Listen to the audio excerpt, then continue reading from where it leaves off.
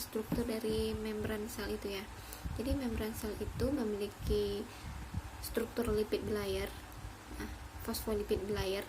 Jadi pada membran sel itu dia cenderung bersifat lipofilik atau hidrofobik atau nonpolar. Ketika suatu obat ingin melewati suatu membran sel, otomatis dengan logika kita berarti obat itu harus bersifat nonpolar dulu baru bisa melewati membran sel. Nah, apa kaitannya dengan ikatan hidrogen tadi? Umumnya suatu obat yang berikatan dengan hidrogen itu bersifat polar, tidak ada yang bersifat nonpolar. Contoh yang saya ambil adalah obat metil salisilat. Metil salisilat itu digunakan untuk meredakan rasa nyeri pada otot. Nah, metil salisilat itu dia memiliki suatu ikatan hidrogen di mana H berikatan dengan O, atom O. Ikatan hidrogen itu kan di mana ikatan H berikatan dengan atom F, O atau N. Nah, untuk metil salisilat dia berikatan dengan O, atom O. Nah, jika kita bandingkan dengan ikatan-ikatan lain seperti ikatan kovalen, ikatan dipol, ikatan pi, ya, ikatan hidrogen ini termasuk ikatan yang paling lemah. Tapi bagaimana dia bisa mempengaruhi suatu obat itu agar bisa melewati si membran? Jadi kerjanya seperti ini. Obat dalam bentuk keadaan polar ini dia bisa menembus membran yang bersifat nonpolar ini dengan bantuan suatu molekul pembawa.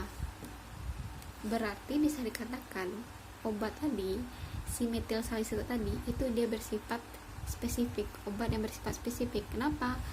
Karena adanya peran dari molekul pembawa. Artinya obat tadi bekerja spesifik terhadap reseptornya, itu tertarget kepada reseptornya karena dia tadi bersifat spesifik. Itulah yang menyebabkan obat yang bersifat polar tadi, si metil salisilat tadi, bisa melewati membran yang notabene-nya bersifat nonpolar.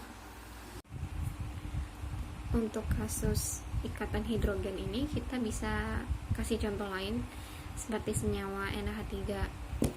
Dilihat pada masing-masing atom, ada atom N sama H ya. Nah, atom N itu memiliki sifat elektronegatif lebih tinggi daripada H. Nah, oleh sebab itu harga si N ini lebih negatif daripada harga si H. Nah, makanya nanti arah pasangannya atau arah dipolnya ini itu mengacu kepada si atom yang lebih elektronegatif. Nah, N itu memiliki pada gambar itu N memiliki 5 elektron. Nah, nanti pada masing-masing elektron itu nanti kebagian pada berpasangan dengan atom H. Jadi ada 3 kan, 3 atom H, NH3. Jadi sisanya tadi ada 2 elektron. Nah, jadi untuk pasangan elektron ikatannya itu atau PI-nya itu ada 3. Sedangkan untuk pasangan elektron bebas itu ada 1 pasang. Tadi kan 2 atom 1 pasang. Nah, untuk arah momen dipolnya itu arahnya itu kepada atom yang memiliki elektronegatifnya itu tinggi, yaitu pada atom N. Jadi searah atom N. Nah, untuk ketika suatu vektor atau jumlah vektor itu memiliki suatu PI dan PEB dalam suatu molekul, itu kita katakan dengan momen dipol. Nah, momen dipol ini itu menyangkut kepada suatu senyawa itu bersifat polar atau nonpolar. Nah, momen dipol yang sama dengan 0 artinya tidak